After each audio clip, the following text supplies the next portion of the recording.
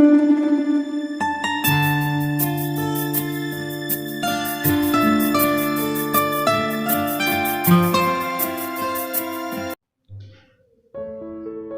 Assalamualaikum warahmatullahi wabarakatuh. Apa kabar Sobat Jejak Entrepreneur dimanapun Anda berada.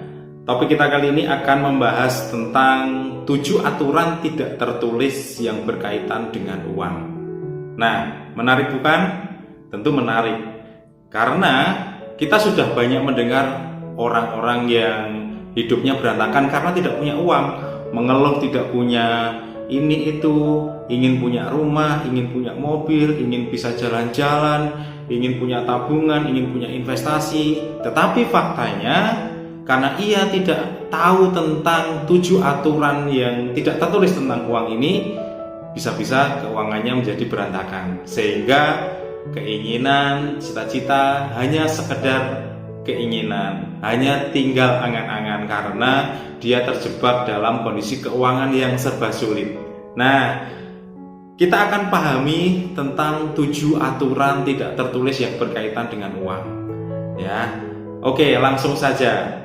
Yang pertama adalah bayar diri Anda terlebih dahulu.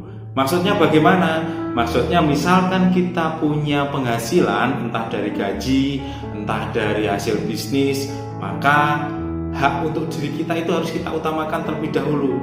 Ya, kita harus bisa memprioritaskan kebutuhan utama kita. Ya, ingat kebutuhan utama kita, dan itu menjadi hak untuk jerih payah kita. Ya, baru kita akan mencoba memikirkan hak-hak orang lain. Ya, dalam arti seperti apa? Dalam arti begini, kita punya bagian yang tidak bisa kita pisahkan dari hasil kerja keras kita. Ya, jangan sampai kita melupakan tentang misalkan untuk makan, untuk minum, ya, untuk memenuhi kebutuhan-kebutuhan yang memang benar-benar kita butuhkan dalam kehidupan kita. Nah, kalau Anda seorang karyawan, mungkin ya sebelum Anda gunakan keuangan Anda untuk misalkan untuk berlibur, untuk beli ini, beli itu, maka utamakan kebutuhan pokok diri Anda. Diri Anda itu mencakup keluarga Anda juga, orang-orang yang berada di bawah Anda. Ya, kalau Anda pengusaha, apakah saya harus menomorduakan hak-hak karyawan saya? Oh, tentu tidak. Tetapi ya, utamakan kebutuhan pokok Anda dulu. Baru kita juga akan memikirkan hak-hak karyawan kita. Ya, bagaimana misalkan kita dalam kondisi bisnis yang sulit misalkan, sedangkan kita harus membayar karyawan. Apakah kita harus semuanya untuk karyawan dulu atau untuk diri kita sendiri dulu? Nah, kalau dalam posisi seperti itu, maka hak pokok kita yang harus kita penuhi. Misalkan kebutuhan kita untuk makan, kebutuhan kita untuk anak istri, untuk keluarga, ya, baru kita akan karyawan kita. Tetapi jangan sampai berlebihan. Ya, itu aturan yang pertama. Aturan yang kedua, menabung bukan cara yang tepat untuk menjadi kaya. Ingat, cara menjadi kaya adalah dengan berbisnis dan berinvestasi. Tentu aturan itu berlaku untuk para pengusaha. Nah, untuk karyawan bagaimana? Untuk karyawan tentu bagaimana dia bisa memanfaatkan sisa keuangannya, sisa keuangan selain memenuhi kebutuhan pokoknya, maka dia harus pandai-pandai untuk berinvestasi. Karena untuk berbisnis mungkin ada keterbatasan.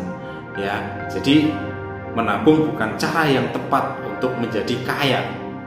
Ya. Oke, kemudian yang ketiga, ada aturan bahwa kita harus hidup sederhana. Ya, itu resep yang mungkin tentang keuangan untuk kita sederhana. Ya. Bedakan mana nih dan bedakan mana won. Dengan mengetahui kunci itu, maka kita akan bisa mengontrol keuangan kita. Ya. Kemudian yang keempat adalah ada dana darurat. Nah, ini penting.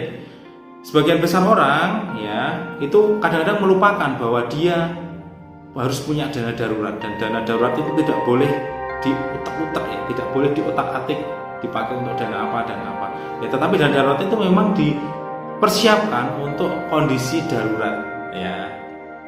Kemudian yang kelima, gunakan hutang dengan bijaksana kalau Anda harus berhutang. Nah, misalkan kondisi keuangan seseorang itu dalam kondisi sulit dan dia harus berhutang ya, maka gunakan hutang itu memang untuk keperluannya ya. Misalkan gini, saya tidak punya mobil misalkan ya, saya ini punya mobil dan saya memaksakan diri saya untuk berhutang agar saya bisa beli mobil, dan mobil itu hanya saya gunakan untuk weekend misalkan, bukan untuk sebuah pekerjaan yang memang mengharuskan kita harus mempunyai mobil.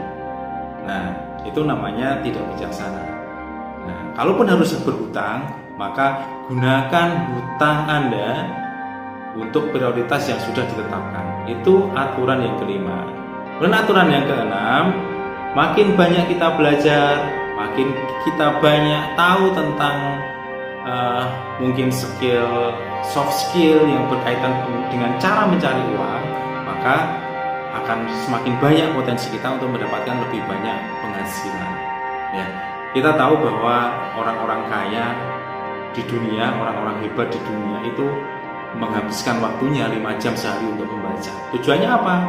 Untuk mendapatkan insight baru, untuk mendapatkan peluang-peluang baru, untuk mendapatkan pengetahuan-pengetahuan baru, dan itu akan terus mengasah soft skill-nya untuk mempertajam instingnya untuk mendapatkan uang juga ya. Apakah bisa? Bisa ya. Jadi makin banyak Anda belajar, maka makin besar potensi Anda untuk mendapatkan penghasilan yang lebih besar. Kemudian yang terakhir, ini aturan tidak tertulis yang mungkin anti mainstream, yaitu bahwa uang tidak akan pernah membuat Anda bahagia. Maksudnya seperti apa? Artinya seberapapun uang yang kita dapatkan, kita akan terus merasa kurang ya. Kita tidak akan pernah merasa cukup dengan uang yang kita miliki. Sudah punya 100 juta, pengen 1 miliar. Sudah punya 1 miliar, pengen 100 miliar. Sudah punya 100 miliar, kita pengen 1 triliun. Nah, tidak akan pernah cukup.